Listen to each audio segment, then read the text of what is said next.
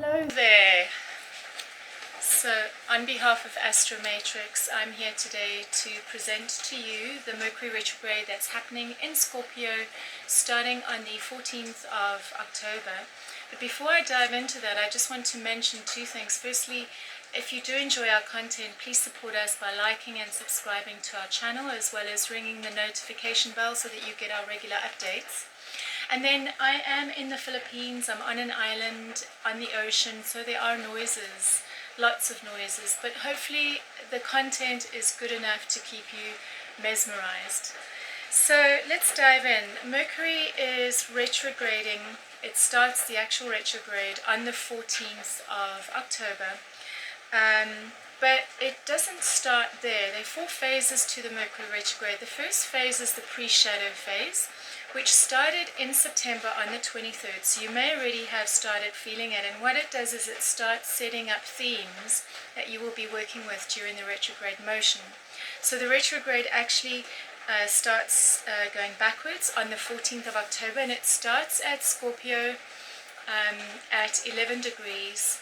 And during this time, Scorpio is in an opposition to Uranus. So I'll get closer to that, about what that's about shortly. I just want to continue explaining what the retrograde is about. So we will be retrograding all the way backwards until the 3rd of November, where it's entered into Libra, and at 25 degrees of Libra, it stations to start going direct again. And this continues until the 19th of November. So they say generally the post-shadow period of the retrograde is generally the strongest. So this is very much about, consequences for lack of attention to detail, or wrong assumptions, or errors in communication, as well as transport. So it's really an opportunity to dive into shadow and explore wherever it is that you are not fully present or connected to your core. So Mercury is all about communication. It rules the mind, the logic, the rational thinking, how we process information, and how it is that we communicate this information. It's ruled by Gemini, and it's ruled by Virgo. Gemini rules the 3rd house, which is how it is that we developed in our earlier years, especially in our neighborhood with our siblings. And then it rules Virgo, which relates to the 6th house, which is the day-to-day chores that we execute, and how it is that we bring attention to detail to those chores. So when we explore these two themes of Gemini and Virgo, we always look to the shadow, or the axis of these planets, in order to understand themes of what this Mercury retrograde could be about.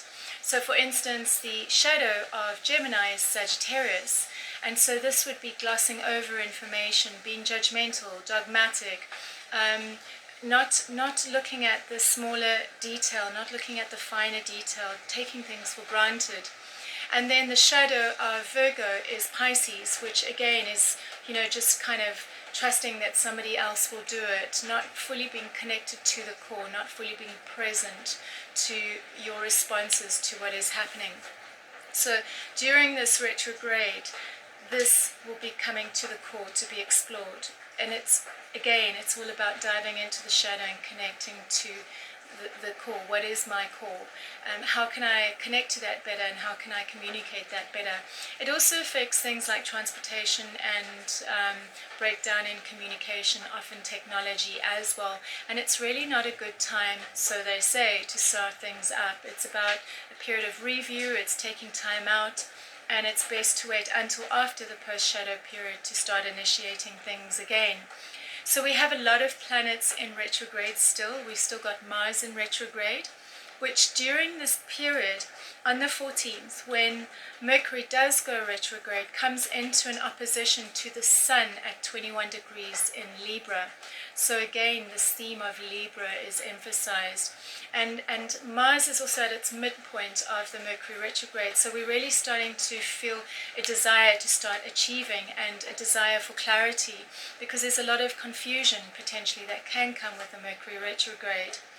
So as we progress forward, it's healthy to explore what Mercury retrograde is also about, and it just so happens that it's in Scorpio. So Scorpio is a very intense, probing, deeply diving into the depths of the subconscious theme. And so we may experience secrets being revealed, especially on a political standpoint, especially with the ending of Mercury retrograde correlating with the US election. We may experience secrets being revealed. There may be a breakdown in communication during this election process where things are not running smoothly or honestly. Scorpio is also wanting us to really dive in and analyze in the shadow realms of our core, of our psyche, of our subconscious. And at some point, and in fact twice during this retrograde again, Mercury is in an opposition to Uranus, which is in Taurus. So Mercury at 11 degrees goes backwards on the 14th of October. It then hits an opposition at 9 degrees to Uranus in Taurus. It then proceeds backwards all the way entering into Libra, and then on the 3rd of November at 25 degrees it starts moving forward again. So we have this period of experiencing confusion, things not being clear, secrets being revealed, possibly an ex may come back, and really whatever. It's very useful to look to the area in your chart to get a sense of how these themes will be playing out for you. So go to your Astro Matrix app and check out where Mercury is at 11 degrees of Scorpio, and you'll get a sense of which house or houses it will be moving through, especially when it comes back into Libra. So we go through this intense probing period of Scorpio, really going deep into the psyche and unpacking the shadow realms, how it is that our minds process information, especially in opposition to that Uranus. That Uranus is all about liberation. It's about cracking through. It's about breaking free. It really wants to liberate. So when it comes in opposition with that Mercury retrograde, it's really about reviewing how it is that you perceive your reality, how it is that you perceive yourself, your information that you operate with in your reality, and how it is that you communicate. So it's all about breaking through and seeing a bigger picture, so that when it does hit Libra and it starts moving forward, Libra being the planet of balance and harmony and diplomacy, we reach a place of air again. We've moved from the deep waters of the murky Scorpio waters of water element and emotions back into air, where our rational and logic starts thinking clearly again, and we start moving forward again. So yeah, I think we've pretty much covered all of that. Once again, it's just a process of slowing down and allowing yourself to the space to go into the shadow. So now alongside this Mars in a retrograde, it's not only around how I perceive myself and my reality and how I communicate that. Where in the realms of my shadow am I limited in how I perceive my reality, or how it is that I think about my reality or others, as well as communicate that. And then alongside that, it's in a retrograde with Mars in retrograde, and it's about how it is that I assert myself based on how it is that I perceive myself, how it is that I assert myself, and how it is that I take action. So these two start working together, especially when that Mars in the midpoint of its retrograde motion comes into an opposition to Libra, which is all about balance and equality versus the I. So there we go, that was it. I hope that was useful.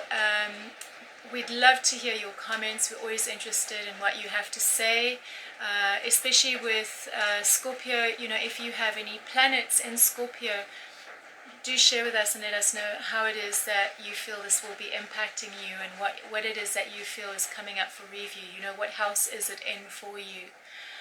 I'm sure there are others that would like to hear about this information as well. Okay, so again, like and subscribe to our channel, and thank you for watching. Bye for now.